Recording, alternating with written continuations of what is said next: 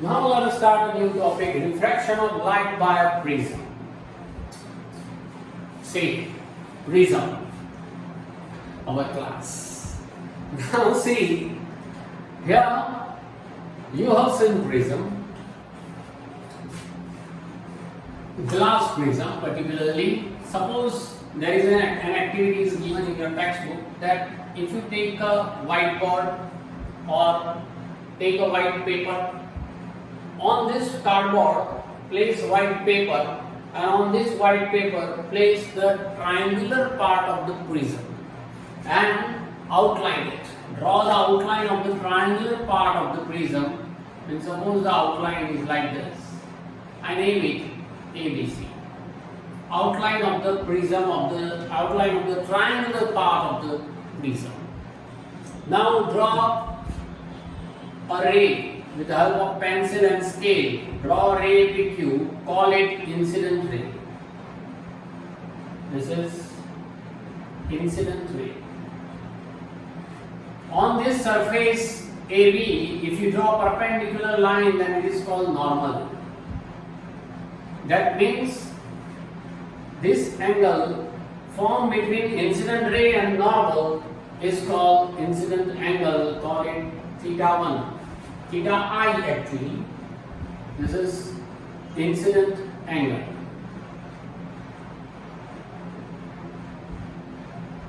Okay?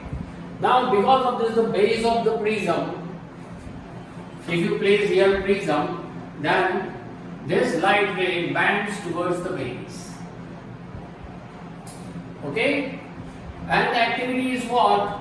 Insert pin P1 and P2 on this incident ray, which you draw with the help of scale and pencil on the white paper.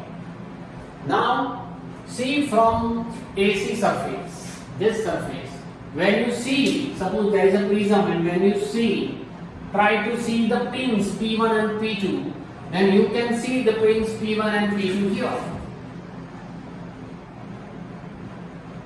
You can see pins P1 and P2, images of pin P1 and P2 here, P1 dash, P2 dash here. Now you are on the AC surface and you see the images of pins P1 and P2. On seeing the images of pins P1 and P2, insert pin P3 in such a way that you can see pin P3 only. Images of P1 and P2 are behind this P3, so you are not able to see images of pin P1 and P2. So in this way, insert pin P3. Once again see pin P3, images of pin P1 and P2. These two images and P3, they seems to be collinear. They seems to be in the same line. Now insert pin P4 here. Insert pin P4 here and then see the pin P4. Pin P3, images of pin P1 and P2 are behind this P4. We cannot see this P1 dash, P2 dash and P3. You can see only pin P4. In this way, insert pin P4. Okay? Now take out the prism, take out the pins. Okay? And if you take out this pin P3, then these holes are there on the whiteboard. Join this hole with the help of scale and pencil. You can see that the ray, this is called emergent ray, comes out. So from this experiment we can find that when light ray incident on the prism, one surface of the prism, slant surface of the prism, then light ray bend towards the base of the prism. After that, when it comes out, emerge means comes out, then this light ray bends again. If you draw normal perpendicular on the AC surface here, this is called emergent angle. This is called what? Emergent angle. And this angle between refracted ray, this is refracted ray, angle formed between refracted ray and normal, theta 2 and theta 3, these two are called refracted angle.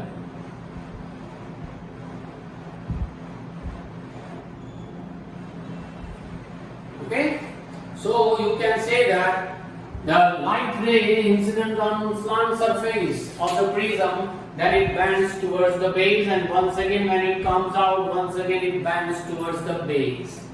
Suppose there is no prism, then this incident ray moves in the straight direction, right? If you extend this emergent ray slightly behind that and intersect this ray, to this angle is called deviation angle. This is called what? Deviation angle. Means the light ray bends how much? Light ray bends exactly equals to this deviation angle. Okay? So deviation angle is the distance between incident ray and emergent ray. Distance or angle formed between incident ray and emergent ray is called deviation angle, and because of this deviation angle, incident ray slightly deviates towards the base of the prism. This is the experiment which activity is given. Now after that, what happens when light ray or sunlight, which is called white light, incident on prism? As for example, once again, if you take a prism, place the triangular side of the prism on the whiteboard or white paper. Now, if white light incident on the surface, suppose this is the sunlight or called white light. When an incident on the surface, slant surface of the prism, according to this activity or diagram or experiment, you know that now light ray bends towards the base of the prism. When light ray bends towards the base, and after that it comes out and it converts into 7 different colors. We can say it disperses into 7 different colors.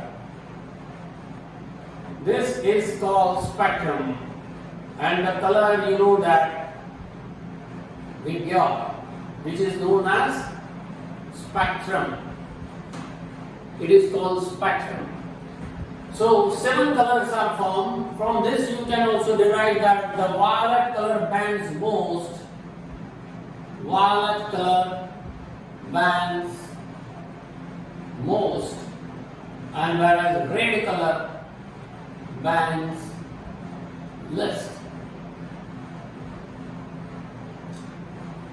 Okay. Now if you place here in the path of this 7 colors which you call spectrum, in between this part, if you place the inverted prism ABC, if you place here like this, A dash, B dash, C dash, then these 7 colors enter into the prism, and now only white color comes out.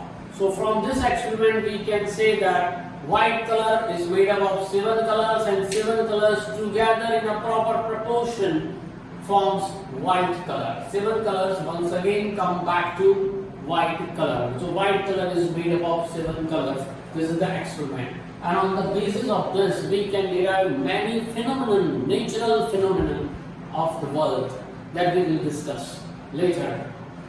Okay? So this is your page number 193, dispersion of white light by a glass prism, and after that some miracles or phenomenon that we will learn later in the next lecture.